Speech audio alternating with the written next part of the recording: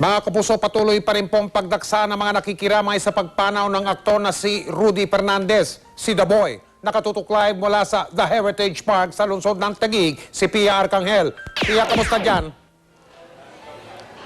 Mike, sari-saring kwento nga at alaala ang isinariwa ngayong gabi ng mga kaanak at kaibigan ni The Boy sa ikatlong gabi ng kanyang burol dito sa The Heritage Park sa Taguig.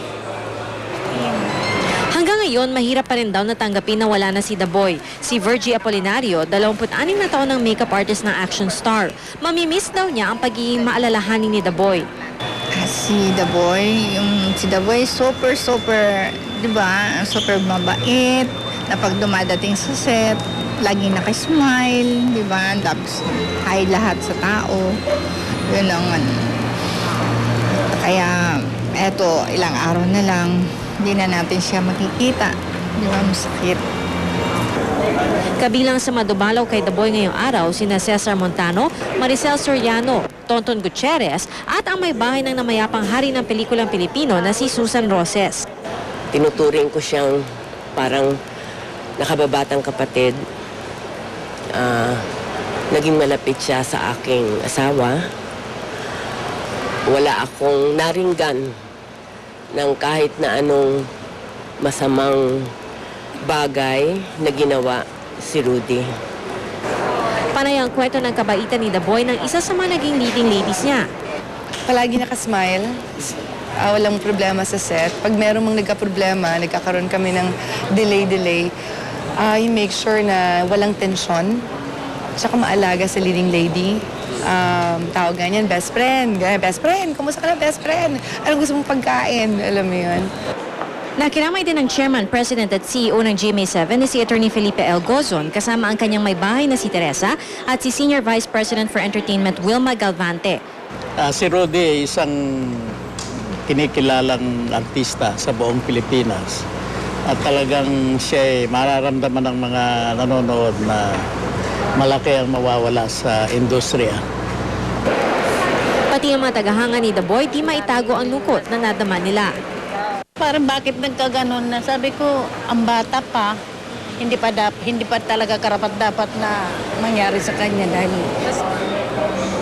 Samantala, Mike, kanina, bago mag-alas 6 ng gabi ay natapos na rin ang misa na isinagawa para kay The Boy at sa ngayon ay patuloy ang pagdagsa ng kanyang mga tagahanga dito sa kanyang burol at kani-kanina lamang muling binuksan ang kapilya sa publiko, isinara ito habang isinasagawa ang misa. At Mike, paalala lang ng pamilya Fernandez sa publiko hanggang Miyerkules, 1:00 ng hapon na lamang, maaaring dumalaw ang mga tagahanga o ang publiko dito sa Heritage Park sa Taguig City. Ito ay para gawing pribado ang necrological service at ang mismong libing ni The Boy na gaganapin naman sa Huwebes. Mike? Pia, sa live na kuha nyo dyan, nakikita ko doon sa bandang harap, malapit sa kabao ni The Boy, si Nanay Lolit Solis. Nandyan din ba sa mga sandaling ito si Lorna Tolentino at ang mga anak nila ni The Boy? Mike, kumpleto silang lahat dito. Kani-kanina lamang ay nagbigay ng pahayag o panayam sa media si Lorna Tolentino at sinabi niya na hanggang ngayon ay talagang nadarama pa rin niya ang lungkot at hindi pa nga niya naiisip kung ano daw ang kanyang gagawin pagkatapos ng libing ni The Boy. At pati ang mga anak ni The Boy na sina Raph at Renz ay narito rin. Kompleto rin ang mga kaibigan ni The Boy at sila ay labas-masok dito sa kapilya dahil marami silang bisitang iniintindi. Mike? Maraming salamat, Pia Arcangel, nakatutok live mula sa lungsod ng Taguig. Halos 2 taon din nakipagbuno sa sakit na cancer si Rudy bago siya binawian ng buhay nitong Sabado. Hanggang sa kanyang mga huling sandali, sinamahan siya ng kanyang mga mahal sa buhay. Nakatutok si Nelson Canlas. Alas 6:15 ng umaga nung Sabado, ika-7 ng Hunyo, nagwakas ang laban ng isa sa pinakasikat na action star ng Philippine showbiz. Sa edad na 56, inagaw ng sakit ng periambulary cancer si Rudy Fernandez matapos ang halos 2 taong pakikipagtunggali dito. Sa bahay niya sa White Plains, binawian ng buhay si The Boy. Kasama ang kanyang asawa at mga anak, dumating din ang pinakamalalapit niyang kamag-anak at kaibigan. Sa kanyang mga huling sandali, nakapagbitiw pa ito ng salita sa kanyang asawang si Lorna. I love you. Yun. Nawala si The Boy ng 6:15 but before that kausap kami kahit konti na he was saying na hirap na siya at masakit na raw. Sabi ko, not to worry, best friend, don't worry because Jesus is with you. Sabi ko, sumagot naman siya, sabi niya, oo. Sabi niya, oo. Takbo agad ako. Nung dumating ako sa bahay niya, sabi niya, ito na si Senator Bong. Ito, tumingin niya sa akin si Daboy na gano'n. Sabi niya, gumagano siya. Pilip niya, sabi ko, pare, huwag ka na magsalita. Andito kami, hindi ka namin iiwan, dito lang kami sa tabi mo. Sabi ko, gano'n. Pinipilit niya talaga magsalita. Sa kwento ng malalapit sa pamilya Fernandez, sa huling mga hininga ni Daboy, yakap ito ng kanyang asawa. I think parati naman natin sinasabi na handa tayo, pero pag nandiyan na yung pagkakataon, doon mo lang malalaman na hindi talaga. Ang sakit-sakit naman. Yung thought na kapatid, hindi na kami pwedeng magkaroon ng kapatid na Rudy. Hindi na namin siya makikita kahit kailan.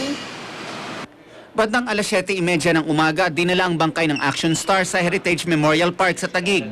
Bago pa man ilabas ang casket ni Rudy, naging makabagbag damdamin ang pagyayakap ni Lorna Tolentino at Alma Moreno sa pagpanaw ng lalaking naging malaking bahagi ng kanilang puso. Bandang alauna, inilabas na ang casket ni Rudy.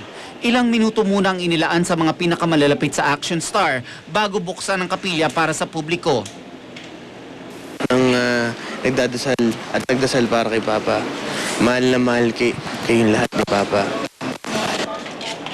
Hanggang gabi, wala nang patid ang pagdating ng mga nakikiramay. Araw ng linggo, napuno ang Heritage Mortuary Chapel sa mga nakiramay sa mga naulila ni Daboy. Si Rudy, mabait yun at saka matulungin. Pareho lang sila ni Lorna. Eh kasi ko namin si Rudy Fernandez eh. Idol talaga namin yan. Kahit anong pelikula niya, pinapanood ko. Lahat tayo din pupunta eh. Hindi natin alam kung saan, kung kailan, kung paano. Ililibing ang labi ni Rudy sa Huwebes matapos ang isang misa bandang alauna ng hapon. Maraming salamat sa mga dasal nyo. Maraming salamat. Ang bili niya talaga, mas magiging masaya siya kung mas marami ang makapunta at makita siya sa huling sandali. Nelson Canlas sa Katutok, 24 Oras.